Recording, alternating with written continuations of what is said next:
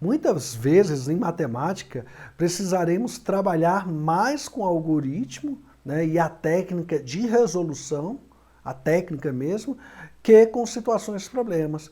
Logo, qualquer tipo de contextualização, gente, pode até atrapalhar. Reparem esse slide. O objetivo 1 refere-se a uma habilidade que precisa ser dominada, que é representar as frações em número decimal.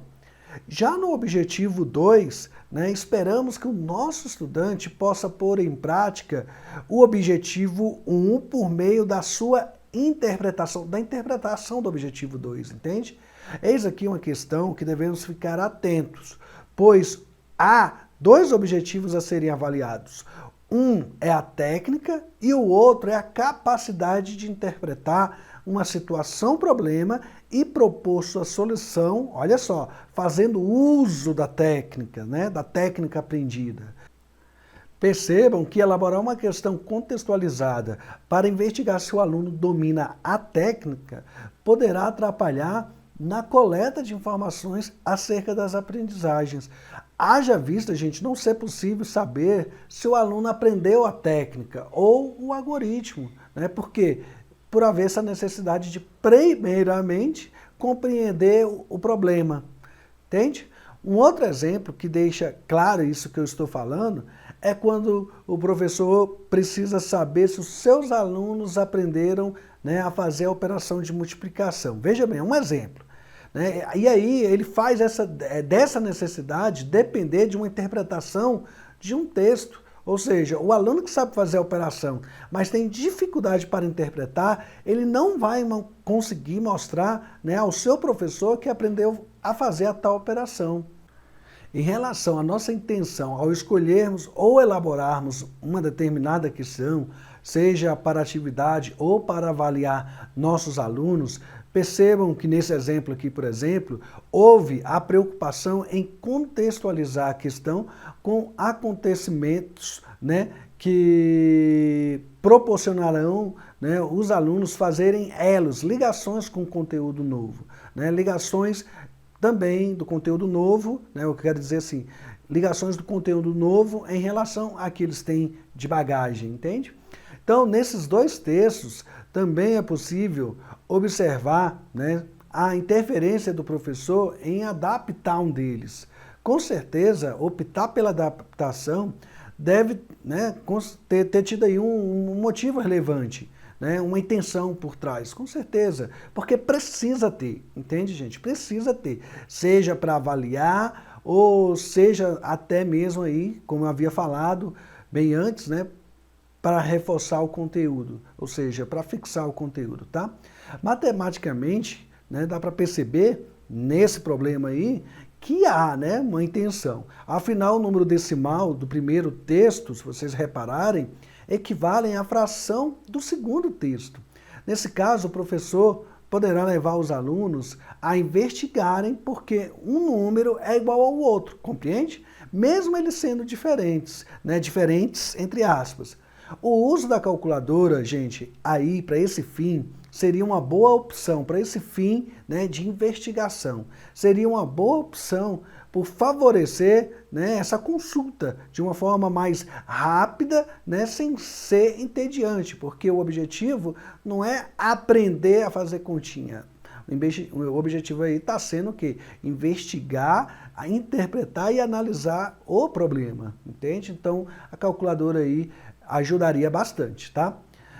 E aí o aluno, né, concluiria, né, ou o professor conduziria para que ele concluísse, né, que as reportagens são semelhantes, pelo fato de 169 centésimos, né, 169 sobre 100, ser igual a 1,69.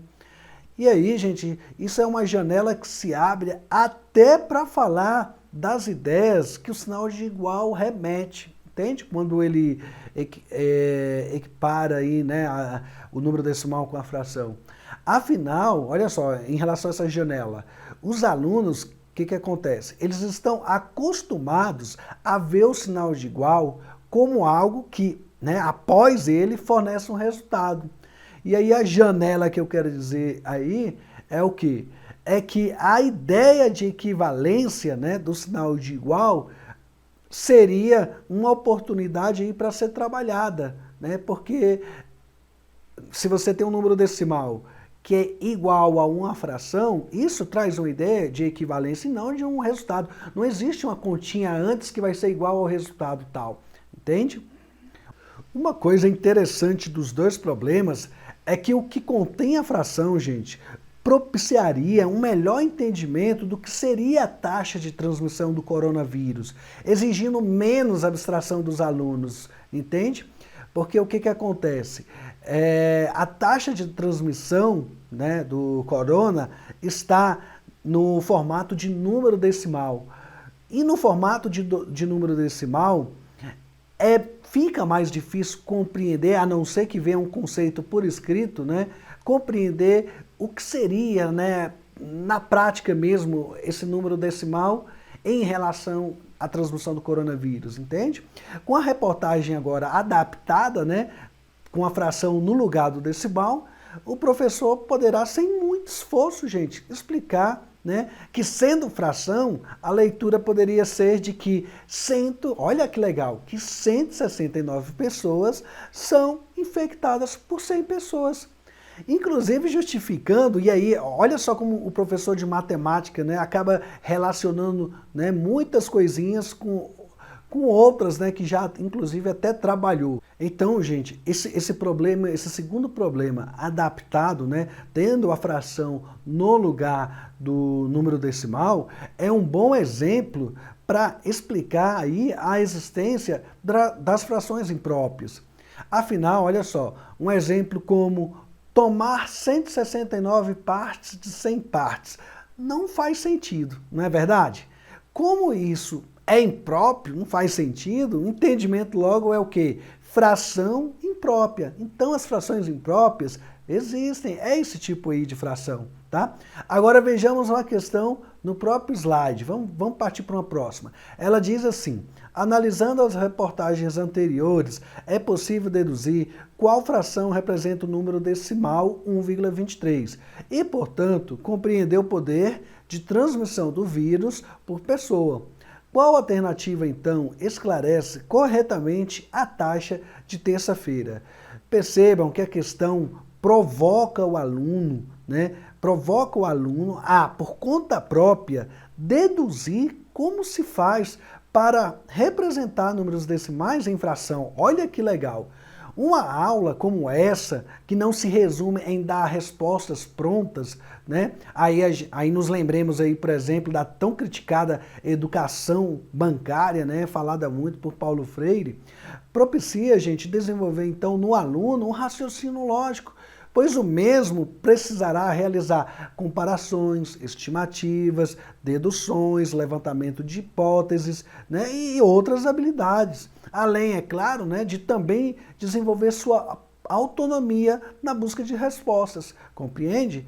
Então a aula significa uma aula em que o professor conduz, né? Uma aula problematizada, uma aula com problemas significativos, gente, sempre vai ser rico para o desenvolvimento da inteligência do nosso aluno, que é o que nós queremos. Não adianta saber fazer continha, né, e depois não saber compreender a realidade do mundo lá fora, em situações contextualizadas, em situações problemas, né, e colocar essas técnicas aprendidas, né? Porque você não vai, aliás, você não vai nem conseguir colocar as técnicas aprendidas. Você não compreendeu o problema, você não conseguiu interpretar aquela situação problemática que você está vivenciando, entende? Então percebam que um aluno com todas essas qualidades, né, será um aluno que estará preparado mesmo para a vida, né? Percebam que a questão, olha só, ela pede para que o estudante retome as reportagens anteriores, para que por meio delas, né, ele tente encontrar alguma regularidade ou padrão lógico entre o que foi apresentado.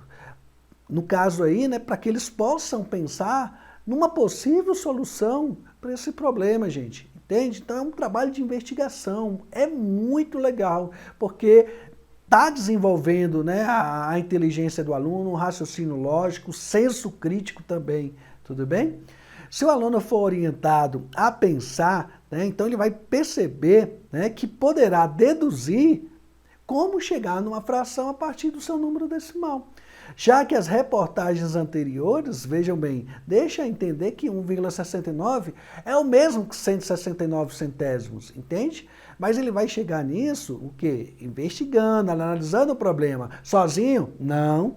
O professor sempre vai estar aqui, ou sempre vai ter que estar, né, intervindo, né, perguntando, e aí, gente, conseguiu? Gente, presta atenção, olha só, tentem olhar para o número, tentem ver algum padrão lógico entre esses números, alguma regularidade, né? E aí, né, para a aula ficar mais empolgante ainda e para os alunos absorverem, né, o quanto a matemática é poderosa, olha só que massa, o professor mostraria, gente, a reportagem completa, né, em que aí os alunos perceberiam, né, que o que acabaram de descobrir estava ali publicado na reportagem. Vejam bem aí o que a reportagem diz. Gente, isso desperta nos alunos, né, nos nossos estudantes, que a matemática é fantástica. Mas para isso é importante que o professor torne, novamente, suas aulas desafiadoras e investigativas, né? Então, por mais que o conteúdo seja simples, né, que você esteja ali trabalhando, é você que tem que conduzir a aula para que ela seja desafiadora, entende? Claro, nem todo dia vai ser possível, né? Vai ter uma hora que os alunos vão ter que parar para fazer atividades de fixação, né? Mas sempre quando for possível, né, torne a aula investigativa, torne a aula bem produtiva, né, em que você consiga explorar vários conteúdos ocultos, ok? E aí, vejam bem, o professor, ele não tem descanso. Ele não vai ter descanso no trabalho, mas é verdade, a gente sabe disso. Quando nós optamos pelo magistério, quando nós optamos, né, em ser professor, a gente sabia disso, né, gente? A gente sabia disso. É por isso aí que, né, o professor ele tem que ser considerado realmente um herói, porque ele leva o conhecimento, né, e desenvolve a inteligência, né, de todos que passam em suas mãos. Ok, gente, então é isso, tá? Foi um prazer fazer mais esse vídeo e até a próxima.